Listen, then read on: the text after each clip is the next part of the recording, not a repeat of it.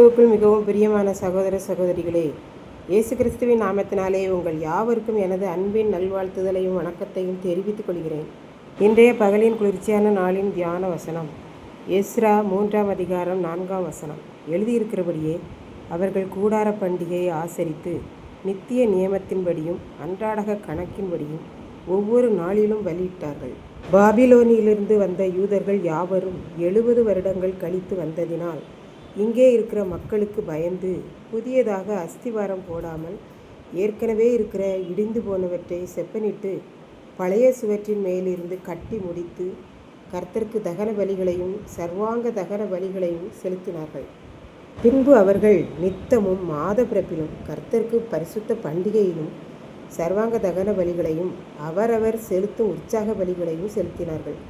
அப்படியானால் நாமும் நித்தம் நம்மை பலியாக செலுத்த வேண்டும் என்றும் மாதத்தின் முதலாம் நாள்தோறும் நம்மை ஆண்டவருக்கு பலியாக செலுத்தி துதி பலி ஸ்தோத்திர பலிகளையும் செலுத்த வேண்டும் என்று நாம் பார்க்கிறோம். யூத மக்கள் எருசலேமிலே 7ஆம் மாதம் முதல் தேதியிலே சர்வாங்க தகன பலிகளை செலுத்தினார்கள். ஆனாலும் கர்த்தருடைய ஆலயத்திற்கு அஸ்திவாரம் இன்னும் போடப்படவில்லை. அவர்கள் எருசலேமுக்கு வந்தவுடனே முதல் வேலையாக பலிபீடம் கட்டி சர்வாங்க தகன பலிகளை செலுத்தி நித்தமும் அவரை தொழுது கொண்டார்கள். நாமும் நம்மை முழுமையுமாக சர்வாங்கமாக ஆண்டவருக்கு பலியாக ஒப்பு கொடுக்க வேண்டும். அவர்கள் நியாய பிரமாணத்தில் எழுதியிருக்கிறபடி அவர்கள் கூடார பண்டிகையை ஆசரித்தார்கள். பின்பு நித்திய நியமத்தின்படியே வழக்கத்தின்படியே அன்றாடம் செய்கிற வேலையாகவும் நினைத்து ஒவ்வொரு நாளிலும் பலியிட்டார்கள். நாமும் காலம் காலமாக ஆண்டவரை முழுமையுமாய் நம்மை தகன பலியாக செலுத்த வேண்டும். அனுதினமும் உற்சாகமாய் நம்மை செலுத்திவிட வேண்டும். பாபிலோனிலிருந்து வந்தவுடனே கூடார பண்டிகையை முதலாக அவர்கள் ஆசரித்தார்கள். அந்த கூடார பண்டிகைகளில் ஒவ்வொரு நாளும் பலியிட்டார்கள்.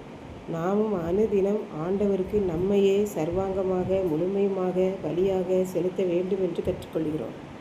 இப்படித்தான் ஒருவர் ஒவ்வொரு ஆண்டும் டிசம்பர் மாதம் 30ஆம் தேதி அல்லது 31ஆம் தேதியிலே தன்னுடைய வீட்டிலே ஒரு ஜெபக்கூட்டம் வைத்து ஆண்டவருக்கு ஆராதனை செய்து துதி ஸ்தோத்திர பலிகளை ஏறெடுத்து ஆராதனையில் கலந்து கொள்கிற அனைவருக்கும் உணவு வழங்கி பரிசு கொடுத்து ஏழைகளுக்கு இலவச தையல் மிஷின், கிரைண்டர் இப்படியும் வாங்கி கொடுப்பார். இவரை பார்த்து ஒரு சகோதரர் கேட்டார், ஏன் சகோதரனே இவ்வளவு செலவு பண்ணி இந்த ஜெப கூட்டத்தை ஏன் வருஷா வருஷம் நடத்துகிறீர்கள் என்று கேட்டார். அதற்கு இந்த சகோதரர் சொன்னார், நானும் என்னுடைய மனைவியும் என்னுடைய பிள்ளைகளும் தெரிந்தோ தெரியாமலோ அநேக பாவங்கள் அக்கிரமங்கள் செய்திருப்போம். அதையெல்லாம் ஆண்டவர் மன்னித்து எங்களை ஏற்றுக்கொண்டு எங்களிடத்தில் அன்பாயிருக்க வேண்டுமல்லவா? அதனால்தான் இந்த ஸ்தோத்திர கூட்டம் வருஷா வருஷம் நடத்தி கொண்டு வருகிறேன் என்று சொன்னார். அதற்கு அவர் சொன்னார், சகோதரனே, உங்கள் யோசனை நல்லதாகத்தான் தெரிகிறது. மனிதர் எல்லாரும் நாம் எப்படியும் பாவங்கள் செய்திருப்போம். அதை ஆண்டவர் மன்னிக்க நாம் இப்படி மக்களோடு சேர்ந்து துதிபலிகள் ஸ்தோத்திர பலிகள் ஜெப விண்ணப்பங்கள் ஏறெடுப்பது ரொம்பவும் நல்லது. ஆண்டவரும் நம் பாவங்களை அறிக்கையிடும்போது அவர் நம்மை மன்னித்து நமக்கு ஆறுதல் கொடுத்து நமக்கு விடுதலை கொடுக்க தயவு பெருத்தவராய் இருக்கிறார். நமக்கும் பாவங்கள் மன்னிக்கப்பட்ட சந்தோஷம் இருக்கும் என்று சொன்னார். இதை கேட்டுக்கொண்டிருக்கும் எனக்கன்பானவர்களே, இன்றைக்கு நாமும் இப்படிப்பட்ட பலிகளை செலுத்துகிறோமா என்பதை சிந்தித்து பார்ப்போம். பழைய ஏற்பாட்டு காலத்திலே யூத மக்கள் ஆலயத்துக்கு அஸ்திபாரம் போடப்படவில்லை. அதற்கு முன்னமே அவர்கள் சர்வாங்க தகன பலிகளையும் உற்சாக பலிகளையும் செலுத்தி இருக்கிறார்கள்.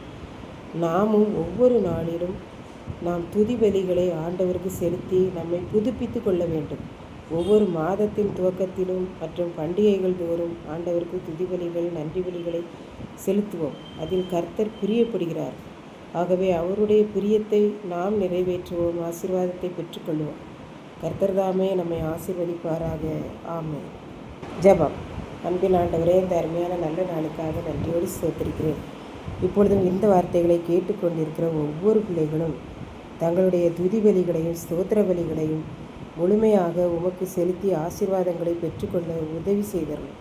மீட்பர் இயேசு கிறிஸ்துவின் நாமத்திலே தாழ்மையோடு வேண்டிக் கொள்கிறோம் பிதாவே. ஆமென்.